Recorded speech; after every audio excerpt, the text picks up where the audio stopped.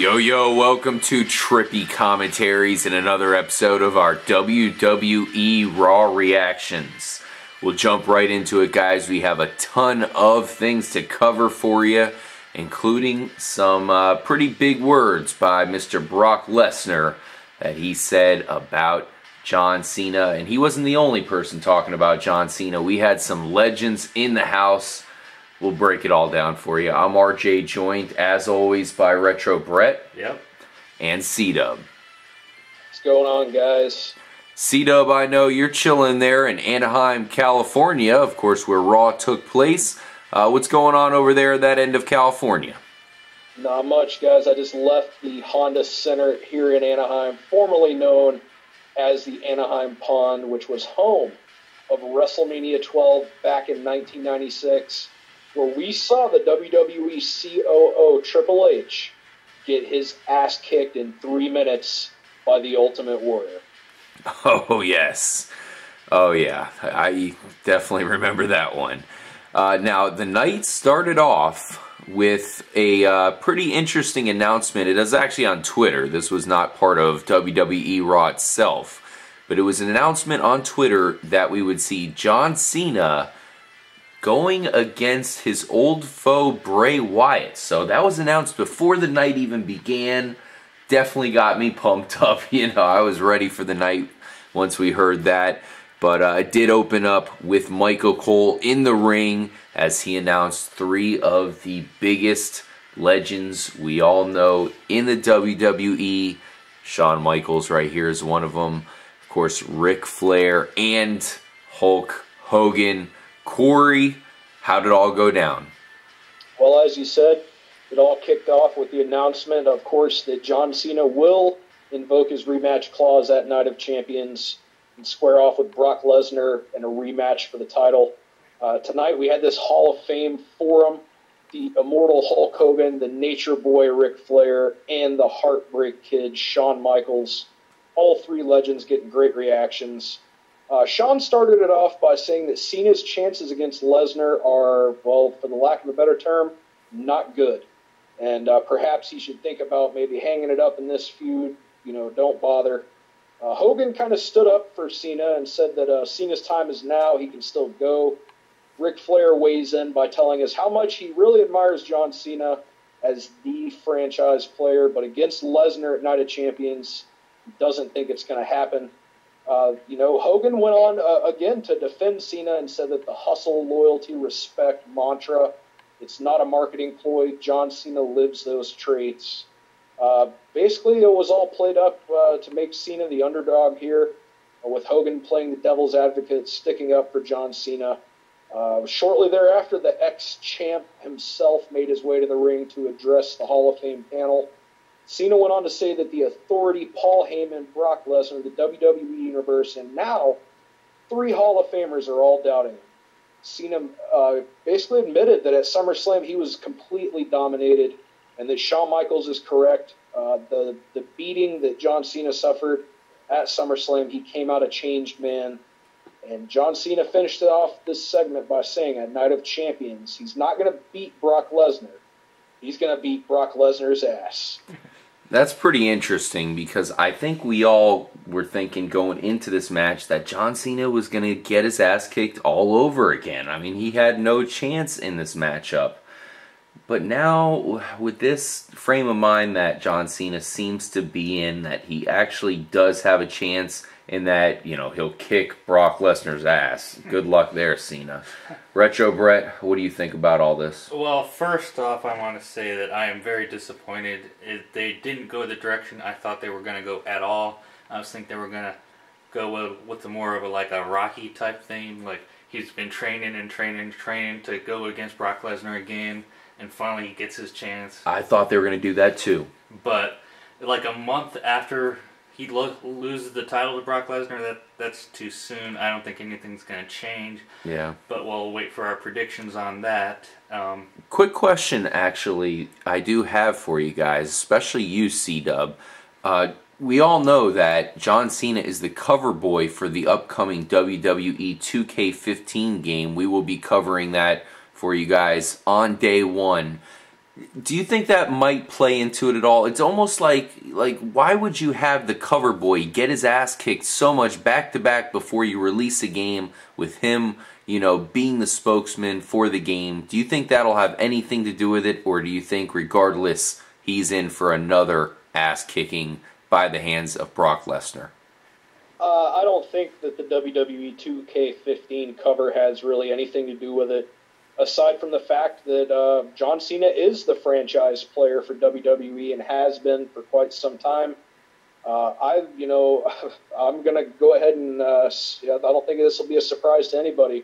I'm going to go ahead and say it now. Brock Lesnar is going to retain the title. Cena's going to put up a hell of a fight, but he's not going to come out on top. It's just not going to happen. I have to think it's going to be a better fight than it was last time. Last time Cena officially got destroyed. I think this time it'll be much closer, and there was some very interesting fighting maneuvers that Cena used later on in the night, so we'll make sure to elaborate on that when we get to the actual main event of the night. Hell, we could put up a better fight than Cena did. Oh man, I wouldn't even want to try. That being said, I just want to say one more thing. I think they missed their opportunity. I think if they wanted to put over Bo Dallas a little more, they could integrate John Cena with Bo Dallas and be like, oh, all you gotta do, Cena, is Bo leave, and oh man, that angle, and try to. They could have busted him out, yeah. But Cena, I think, is a little big for that. I think Cena's ready to go. He's a superstar. He can't get his ass kicked twice in a row, can he? We'll find out. The next match involved Rusev. In fact, there was no intro. Rusev and Lana just came, of course, after the break. We're right there in the ring, waiting to face off with none other than Jack Swagger, a familiar foe. Swagger came out without Zeb Coulter. Corey, what the hell's that about? Well, I'm assuming that Zeb is still nursing his wounds from the attack from Rusev, who tonight faced off in a rematch from SummerSlam against Jack Swagger. We saw Swagger take the fight to the Mighty Russian early. Rusev still targeting the sore ribs to sort of turn the tides in his favor. Jack Swagger regained his composure and actually got Rusev in the Patriot Lock. Rusev was able to escape to the ropes to break the hold. Rusev goes for the accolade. Swagger rolls through and picks the ankle, goes for another Patriot Lock. Rusev fights to try to escape. Swagger rolls over for a 2-count pinfall. And Rusev pretty much dominated from there. He repeatedly stomped Jack Swagger's still injured ribs, causing the referee to stop the match. Rusev wins again. Post-match, though, guys, as Swagger was getting checked out by the trainers in the back, we saw Bo Dallas taunt him again. It looks like maybe I'm not really sure where they're going with Jack Swagger. He's kind of halfway in a feud with Rusev and halfway in a feud with Bo Dallas. I think the feud with Rusev should be officially done now, as Rusev has knocked him out twice. Not just beat the guy, but made it so he couldn't finish the match. They're pretty obviously passing him off to Bo Dallas.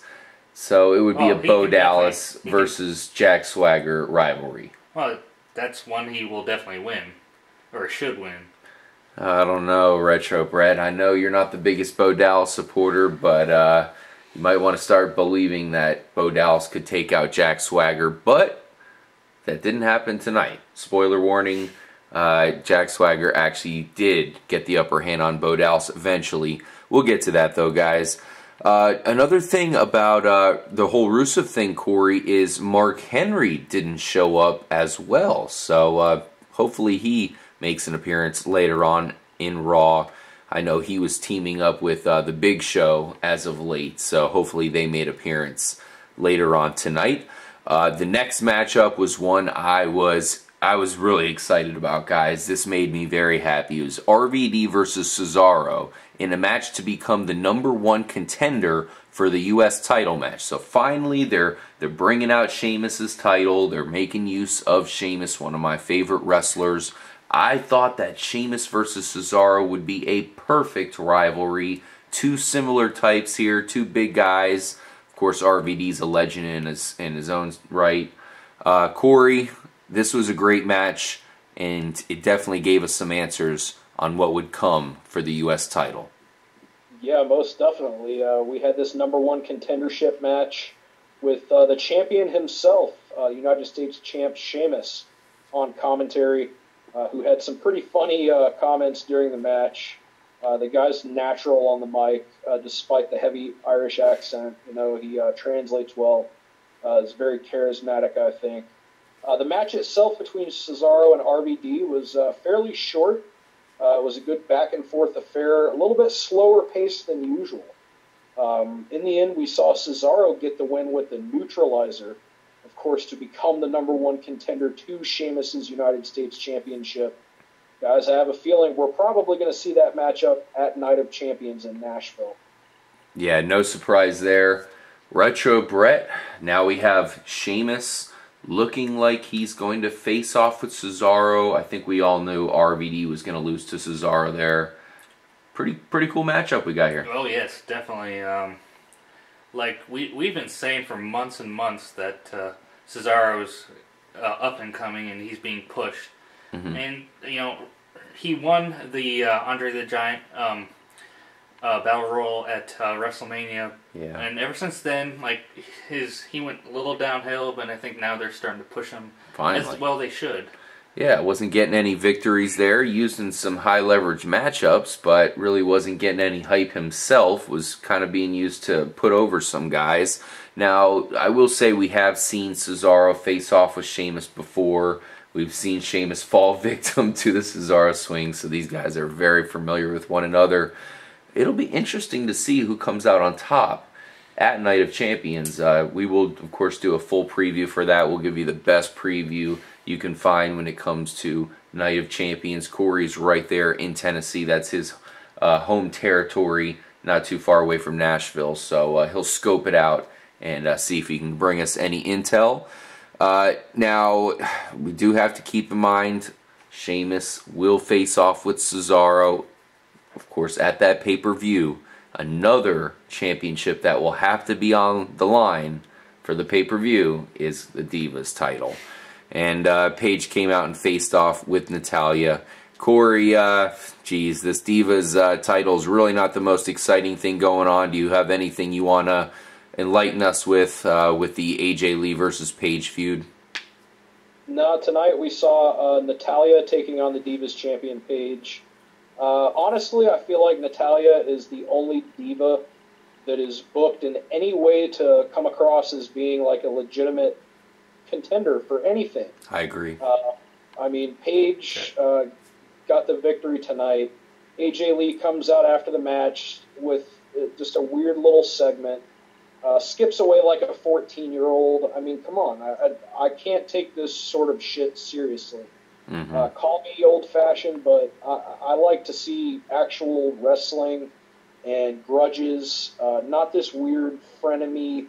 We're two teenage kids arguing over boyfriends or something just completely stupid. I have no more comments on the Divas Championship match.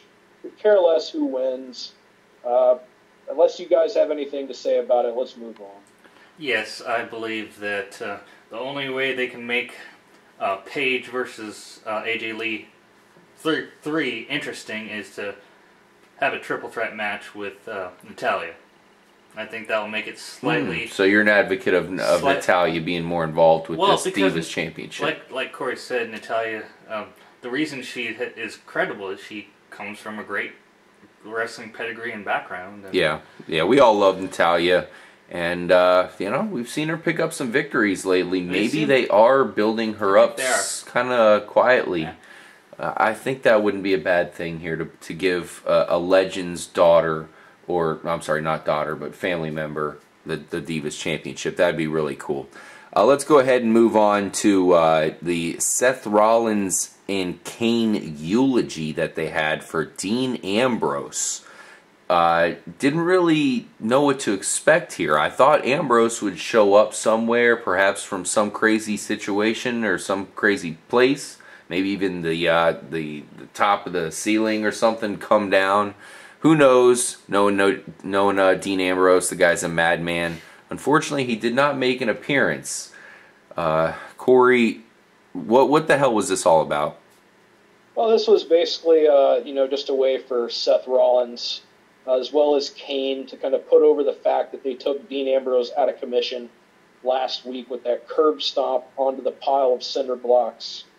Tonight, during this eulogy of Dean Ambrose, we heard Seth Rollins tell us that we're likely to never see Dean Ambrose again. He was the one to create the Shield, and now he has been the one to destroy it. As soon as he said that, we hear the familiar music of the Shield, which of course means Roman Reigns was making his way to the ring. He definitely took exceptions to those words. Was met by Kane. Reigns fought right through Kane, gets to Rollins, and basically threw him around the ring a little bit. He hit him with the podium that Seth Rollins was speaking at moments before, basically saying that we had seen the last of Dean Ambrose. In the end, Kane ended up saving Seth Rollins by pulling him out of the ring before Roman Reigns could nail the Superman punch. This was something that I've kind of been waiting for, as far as, we had the Dean Ambrose-Seth Rollins rivalry. Roman Reigns has an opinion on this whole thing. I mean, he was the beast of the Shield. They were all together. He might not be the architect, he might not be the lunatic member, but he was the beast. He was the titan of the Shield. So, of course, when Seth Rollins started to dog the Shield and, all that, you were wondering if Roman Reigns would ever have something to say about it. What did you think about this? This shocked me, Retro Brett, that Roman Reigns would finally get involved with Seth Rollins and his shenanigans. Well, it seemed to me that it was basically between Dean Ambrose and Seth Rollins, and that Roman Reigns kind of moved on. Mm-hmm. He went on to bigger and better things, but he did take exception, and rightly so. But we didn't hear anything from him. But actions speak louder than words. We all know that. So. Yeah. Now, the big difference between Roman Reigns and Dean Ambrose here is Roman Reigns is clearly coming off as more of a beast. Dean Ambrose fell victim to the curb stomp on the cinder blocks, which was devastating. I mean, the guy is nowhere to be seen, and they did a frickin' eulogy, for fuck's sake here. Roman Reigns didn't let that happen, despite, of course, Kane and Seth Rollins ganging up on him. He broke out of it. He threw a cinder block at yeah. Seth Rollins. Yeah, and it just shows you that Roman Reigns is not a guy to be fucked with. I was a little bit surprised to see Kane back in the ring. I thought he was just going to go back into corporate mode. It was kind of funny how Kane didn't have, he was just wearing his pants. He didn't really have much of a fighting gear on, but that was a little bit strange there. We had Goldust and Stardust versus the Usos for the Tag Team Championship match. Corey, we've been talking about this for a long time here at Raw Reactions. What did you think about the match, and what the hell went down? Yeah, this was a great feature tag team matchup for the championships. Good chemistry between the four in the ring. Dustin Rhodes, a.k.a. Goldust, is a guy who really brings that ring expertise that can make these guys all elevate their game to the next level. The Usos got counted out after a big dive to the outside, ended up hurting Jey Uso. Goldust and Stardust, then after the match, Goldust got on the mic and said, "No way, you're not going to get the easy escape here by getting the count out. We want a rematch right now." That infuriated, the Usos basically declined. Goldust and Stardust then proceeded to double team Jey Uso after the match. It looks like these two are stopping at nothing to acquire the cosmic key that is, apparently now, if you've been listening to Raw Reactions, you already knew, the Tag Team Championships. Yes, they've turned heel. Who would have seen it coming? They're now bad guys, naturally, because the Usos are the good guys here in the situation. So, I'm sure we'll see them get a rematch at some point. They technically won tonight, but they do not get the title because, of course, the stipulations did not, let them actually take the title from the Usos. So, yeah, we have a lot more to get to here at Raw Reactions. Of course, as we kind of alluded to, Roman Reigns was involved in a handicap match They tried to get him there with the cinder blocks. We'll break down that whole matchup, as well as the return of Slater Gator. Retro Brett, that must have made you very happy. Yes. Yes. Yes. Titus O'Neil is a beast, though, man. He's Damn. always a beast. Wow. Compared to Heath Slater, yeah, of course he's a beast. Okay. Yes, Heath Slater is. It would be a good matchup between him and El Torito. Perhaps that'd be one he could take on. I don't think that'd be fair to Heath Slater. Also, another thing we got to talk about was a big interview with Brock Lesnar and Paul Heyman, as I kind of teased at the beginning of Raw Reactions here. Really had some heavy words here when it comes to this rematch that we're going to see. And Dolph Ziggler has a rematch with The Miz. Wow, already, Retro Brett. Well, I don't know what to say. I mean, it seems like everyone's getting the rematch from last pay-per-view to this next one. Yeah, it's happening pretty quickly here. But we'll talk about that in our next episode. See you guys in the next episode. Peace out.